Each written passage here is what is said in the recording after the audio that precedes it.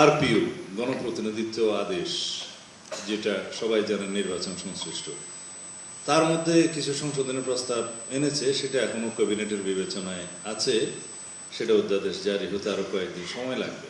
এইরকম অমূলক সংস্কারগুলো যদি আমরা আইনে নিয়ে আসি কোনো আলাপ আলোচনা ব্যতিরেকে, পরে জটিলতা হবে।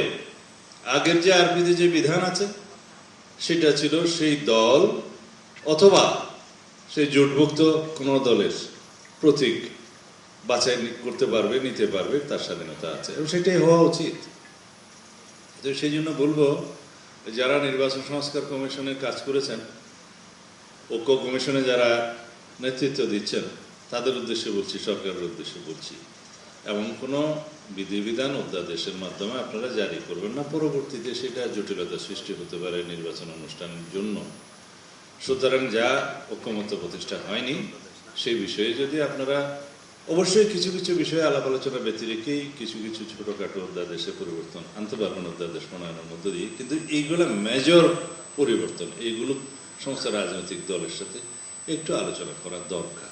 যারা এখন বলছে যে তখন সংবিধান ছিল না, আমি তো বলবো তখন রাষ্ট্র ছিল না, রাষ্ট্র হয়েছে। সংবিধান ছিল না, তখন স্বাধীনতার ঘোষণাপত্র হয়েছে, প্রভিশনাল কনস্টিটিউশন অর্ডার হয়েছে, সেই পিইউগুলো হয়েছে, প্রেসিডেন্ট অর্ডারগুলো হয়েছে, রাষ্ট্রীয়ভাবে চলেছে, তারপরে সংবিধান এসে কন্টেইন করেছে।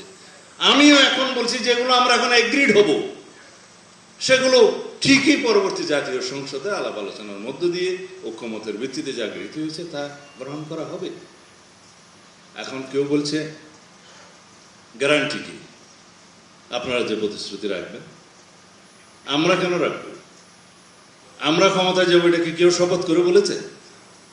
যারা জাতীয় সংসদে প্রতিনিধিত্ব করবেন সবারই এটা নৈতিক দায়িত্ব, একটা অব্লিগেশন হবে, যেহেতু এটা সমগ্র জাতি আনুষ্ঠানিকতার মধ্য দিয়ে, আলাপ আলোচনার মধ্য দিয়ে একটা ঐক্যমতে এসছে এবং সেটা একটা বিশাল আনুষ্ঠানিকতার মধ্য দিয়ে সিগনেচার্ড হবে, জাতি দেখবে, ওয়েবসাইটে যাবে এবং প্রত্যেকটা দল ম্যানিফেস্টোতে সেটা রিফ্লেকশন করবে, সেটা একটা ন্যাশনাল কমিটমেন্ট হবে, প্রতিশ্রুতি হবে।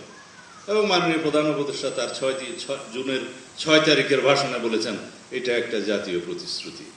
আমরা তো একটা স্টেবল জাতি চাই। এই স্টেবিলিটির জন্য, গণতান্ত্রিক ধারাবাহিকতার জন্য আমরা সংগ্রাম করেছি।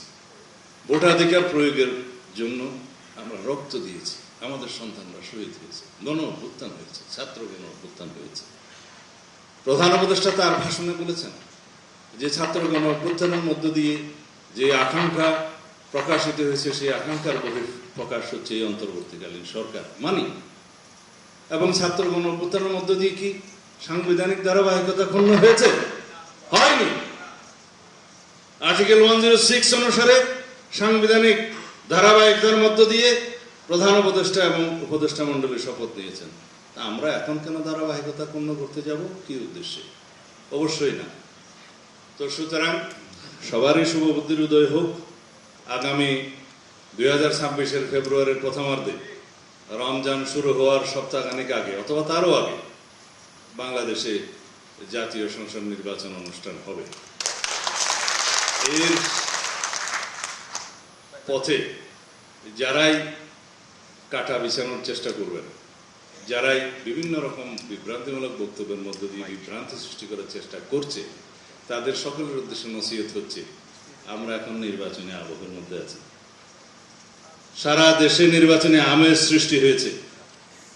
অতি শিগগির আমাদের নেতা জনাব তারেক রহমান বাংলাদেশে প্রত্যাবর্তন করবেন। সেদিন বাংলাদেশের নির্বাচনের সমস্ত কিছু প্রতিষ্ঠিত হয়ে যাবে ইনশাআল্লাহ। আমি বলছি না নির্বাচন হয়ে যাবে, তবে আমরা বিএনপির পক্ষ থেকে সেই দিনেই নির্বাচনের অর্ধেক কার্য ইনশাআল্লাহ সমাপ্ত করতে পারবো।